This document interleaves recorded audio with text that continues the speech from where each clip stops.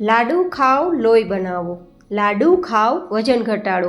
આ કહેવત કદાચ તમે ક્યાંય નહીં સાંભળી હોય, પણ હા, ડિમ્પલ્સ ડિસીઝમાં શેર થઈ રહ્યા છે તે લાડુ ખાવાથી આ કહેવત સાચી પડશે. કારણ કે આજનો આ લાડુ હિમોગ્લોબિન ભરપૂર બનાવશે, વેટ લોસ પણ કરશે, હાડકાં મજબૂત કરશે, સ્કિન અને વાળને તો હેલ્ધી રાખશે જ, હૃદય અને કિડનીને પણ હેલ્ધી રાખશે. તો ચલો સુપર ડિલિશિયસ સુપર હેલ્ધી લાડુની રેસીપી શરૂ કરીએ. તો જેમના માટે સૌથી પહેલી હેલ્ધી સામગ્રી લેશું 1 કપ જેટલા મગને આપણે પાવડર તૈયાર કરવા માટે મિક્સરમાં લઈ લેશું. મગની અંદર ફાઇબર ભરપૂર હોવાના કારણે પાચન બેસ્ટ કરે છે. મગની અંદર કેલરી એકદમ લો હોય છે, પણ સાથે ફાઇબર ભરપૂર હોય છે, જેથી વજન પણ ઘટાડે છે. હવે ઓછા ઘીમાં વાનગી તૈયાર કરવા માટે હું તમને એક અલગ ટેકનિક બતાવું છું. તો આપણે શું કરશું, આ મગનો જે લોટ તૈયાર કર્યો ને તેમાં થોડું દૂધ આપણે ઉમેરતા જશું અને જેવો ભાખરીનો લોટ હોય ને તેવો લોટ તૈયાર કરીશું. એટલે કે થોડો કડક લોટ તૈયાર કરવાનો છે. હૃદયને પણ મજબૂત કરે છે, કારણ કે પોટેશિયમ અને મેગ્નેશિયમનો ખૂબ સારો સોર્સ હોય છે. સાથે કિડનીને પણ ફાયદો કરે છે, ઇમ્યુનિટી બૂસ્ટ કરે છે, સ્કિનને હેલ્ધી રાખે છે. આવા કેટલાય ફાયદા મગ કરે છે. તો આ રીતે લોટ તૈયાર થઈ ગયો છે, પણ તેને 5-7 મિનિટ સાઈડમાં રાખી દઈશું, જેથી મગનો દાણો ફૂલી જાય. તો એ સેટ થાય ત્યાં સુધીમાં બીજી આપણે સામગ્રીઓ લેશું, જે પણ આજની આપણી લાડુને વધારે પૌષ્ટિકતા આપશે. તો સૌથી પહેલી આપણે સામગ્રી લેશું 1/2 કપ જેટલા મગફળીના દાણા. અહીંયા મગફળીને વધારે નથી શેકવાની, કારણ કે ફોતરા નથી કાઢવાના. તેના ફોતરા પણ ભરપૂર વિટામિનવાળા હોય છે, તો તે નથી કાઢવાના, પણ અંદરથી માત્ર કાચો ટેસ્ટ કાઢવાનો છે. તો ધીમા ગેસની ફ્લેમ પર થોડી વાર ચલાવશું તો ફોતરા નહીં નીકળે, પણ અંદરથી કાચો ટેસ્ટ નીકળી જશે. મગફળીની અંદર પણ ફાઇબર અને પ્રોટીન બહુ વધારે પ્રમાણમાં હોય છે, જેથી તમારું વજન ઘટાડશે. સાથે તેની અંદર કેલ્શિયમ, મેગ્નેશિયમ અને ફોસ્ફરસ જેવા પોષક તત્વો પણ હોય છે, જેથી હાડકાં મજબૂત કરશે. સાથે તેમાં રહેલ વિટામિન ઈ અને એન્ટીઓક્સિડન્ટ જે વાળને સ્વસ્થ રાખશે, સાથે સ્કિનને પણ હેલ્ધી રાખશે. તો હવે તેને નીચે લઈ લેશું અને હવે બીજી હેલ્ધી સામગ્રી લેશું 1/2 કપ જેટલા તલ. તલની અંદર બેડ કોલેસ્ટ્રોલને દૂર કરવાની ક્ષમતા હોય છે, સાથે હૃદયરોગ થવાનું જોખમને પણ ઘટાડે છે, અને તેમાં કેલ્શિયમ, મેગ્નેશિયમ અને ઝીંક જેવા પોષક તત્વો હોવાના કારણે હાડકાં પણ મજબૂત કરે છે. તલની અંદર ફાઇબરની માત્રા ખૂબ હોય છે, તો તમારું પાચન પણ બેસ્ટ કરશે અને કબજિયાત જેવી બીમારીઓને રોકે છે. તેની અંદર એન્ટીઓક્સિડન્ટ અને વિટામિન ઈનો સોર્સ પણ ભરપૂર હોય છે, જેથી ખરતા વાળને અટકાવે છે અને સ્કિનને ગ્લો કરે છે. તો તલ શેકાઈ ગયા છે, તેને પણ નીચે લઈ લેશું અને હવે લેશું દુનિયાની સર્વશ્રેષ્ઠ શક્તિશાળી સામગ્રી, અને તે છે 1/2 કપ જેટલા દાળિયા. દાળિયાની અંદર ફાઇબરની માત્રા વધારે હોય છે, જે પાચનને બેસ્ટ કરે છે, વજનને કંટ્રોલમાં રાખે છે. સાથે રહેલ પ્રોટીન આપને ખૂબ જ શક્તિશાળી બનાવે છે. સાથે હૃદય પણ મજબૂત કરે છે, કારણ કે એન્ટીઓક્સિડન્ટ ભરપૂર હોય છે. સ્કિનને પણ ગ્લો કરે છે અને માથાના દુખાવાને પણ બેસાડે છે. સાથે કબજિયાતને પણ દૂર કરે છે. કહેવાય છે કે ચણા ખાઓ ઘોડા જેવી શક્તિ મેળવો, તો એ કહેવત સાચી જ છે. હવે આ બધી સામગ્રીને ઠંડી કરવાની છે. એ ઠંડી થાય ત્યાં સુધીમાં આપણો જે આ લોટ છે તે થોડો પહેલાં કરતાં કડક થઈ ગયો છે, કારણ કે મગના લોટે બધું જ દૂધનું મોઇશ્ચર શોષી લીધું છે અને દાણો ફૂલી ગયો છે. તો હવે આ રીતે આપણે થોડી ભરેલી ભાખરી તૈયાર કરીશું.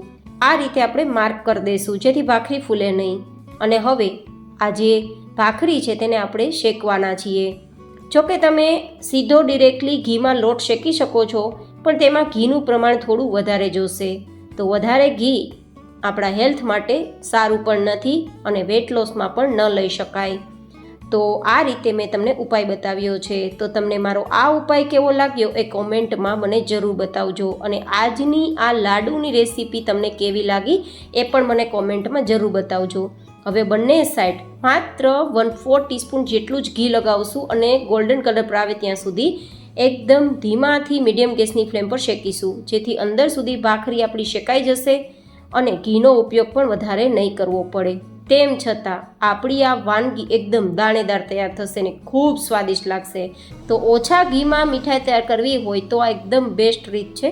તમને આ રીત કેવી લાગી એ પણ કોમેન્ટમાં બતાવજો. અને આવી જ ઇન્ટરેસ્ટિંગ રેસીપીઓ ડિમ્પલ્સ ડિસીઝમાં શેર થતી હોય છે. તો ચેનલ પર નવા હોય તો ચેનલને સબસ્ક્રાઈબ કરજો. મારી મહેનત પસંદ આવે તો લાઈક કરજો, અને કેવી રેસીપી લાગે છે તે બતાવવા કોમેન્ટ કરજો. હવે આ ભાખરી બંને સાઈડ ગોલ્ડન કલર પર આવી ગઈ છે, તો નીચે લઈને ઠંડી કરી લઈએ. એ ઠંડી થાય ત્યાં સુધીમાં આગળ જે શેકેલી સામગ્રી છે તે બધી જ ઠંડી થઈ ગઈ છે તો મિક્સરમાં લઈ લેશું અને સાથે લેશું પાંચમી સૌથી હેલ્ધી સામગ્રી ને તે છે અડધા કપ જેટલું ટોપરાનું છીણ. ટોપરાનું છીણ પાચનને બેસ્ટ કરે છે, વજન ઘટાડે છે, ઇમ્યુનિટી બૂસ્ટ કરે છે, હાડકાં મજબૂત કરે છે, હૃદયને હેલ્ધી રાખે છે, સ્કિન અને વાળને ખૂબ ફાયદો કરે છે. આયરન અને વિટામિન B6 હોવાના કારણે યાદશક્તિ વધારે છે અને ખાસ હિમોગ્લોબિન વધારે છે. ખાસ કરીને થાક અને નબળાઈને તો દૂર જ રાખે છે. તો હવે આપણે બધી સામગ્રીનો પાવડર તૈયાર કરી લેશું. ગાઈઝ, આ બધી સામગ્રી કિંમતમાં ખૂબ ઓછી છે પણ ફાયદા કરોડોના કરે છે. અને હવે આપણે આ જે ભાખરી તૈયાર કરી છે તે પહેલાં ચેક કરી લઈએ કે ઠંડી થઈ છે કે નહીં. જો ઠંડી થઈ ગઈ હશે તો આ રીતે ટુકડા જાતે થવા લાગશે. તમે જોઈ શકો છો અંદરથી બિલકુલ કાચું નથી આપણું આ બેઝ, જેથી આરામથી ટુકડા થઈ શકે છે. અને હું તમને પાવડર બનાવીને પણ બતાવું છું. આ રીતે મસળતા ભૂકો થઈ જાય છે, મતલબ અંદરથી આપણી ભાખરી બરાબર શેકાઈ ગઈ છે. તો હવે જે લાડુ તૈયાર થશે ને તે ખૂબ સ્વાદિષ્ટ લાગશે. તો આ રીતે મિક્સરમાં બધા ટુકડા લઈ પાવડર તૈયાર કરી લીધો છે એન્ડ તમે જોઈ શકો છો એકદમ દાણેદાર આપણો પાવડર તૈયાર થયો છે. તો હવે આ બધા જ પાવડરને ભેગા કરી લઈશું. તેમાં મીઠાશ ઉમેરવા માટે એક સૌથી હેલ્ધી સામગ્રીનો ઉપયોગ કરીશું, જેનાથી આપણા લાડુ વધારે સ્વાદિષ્ટ તો બનશે જ પણ પૌષ્ટિકતાનો ખજાનો થઈ જશે અને પરિણામે આગળ બતાવ્યા તે પ્રમાણેના બધા જ ફાયદા તમે ભરપૂર મેળવી શકશો. અને તે સામગ્રી છે ગોળ, પણ મેં 1 કપથી થોડો ઓછો રાખ્યો છે કારણ કે આ ગોળ લૂઝ છે. જો સુધારેલો ગોળ હોય તો 1 કપથી 1.5 કપ લઈ શકાય, પણ લૂઝ છે તો 1 કપમાં થોડો ઓછો રાખ્યો છે તેટલો લીધો છે. અને સાથે લેશું 1 ચમચી જેટલું ઘી. તમે અહીંયા વધારે ઘીનો ઉપયોગ કરી શકો છો અને 1 ચમચી પણ લઈ શકો છો અને 1 ચમચીથી પણ ઓછું રાખી શકો છો. હવે માત્ર ગોળને ધીમા ગેસની ફ્લેમ પર ઓગાળવાનો છે, માત્ર એક ઉફાણ આવે ત્યાં સુધી.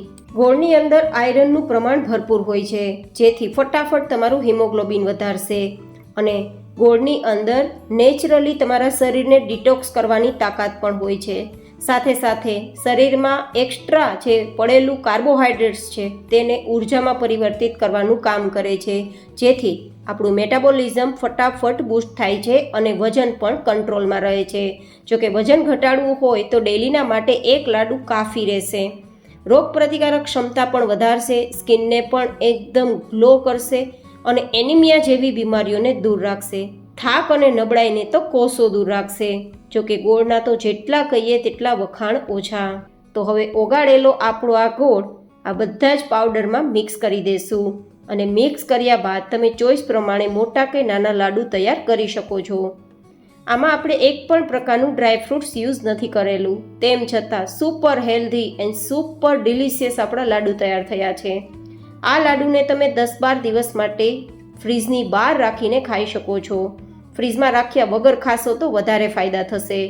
તો સુપર હેલ્ધી, સુપર સોફ્ટ તો છે જ, સાથે ખૂબ દાણેદાર છે અને ટેસ્ટમાં એટલા બેસ્ટ છે કે વાત ના પૂછો. તો આજની મારી આ ખૂબ જ પૌષ્ટિકતા સાથે લાડુ બનાવવાની રેસીપી કેવી લાગી એ કોમેન્ટમાં જરૂર બતાવજો. ફરી મળીશું એક નવી જૈન હેલ્ધી રેસીપી સાથે. ત્યાં સુધી stay healthy and stay happy.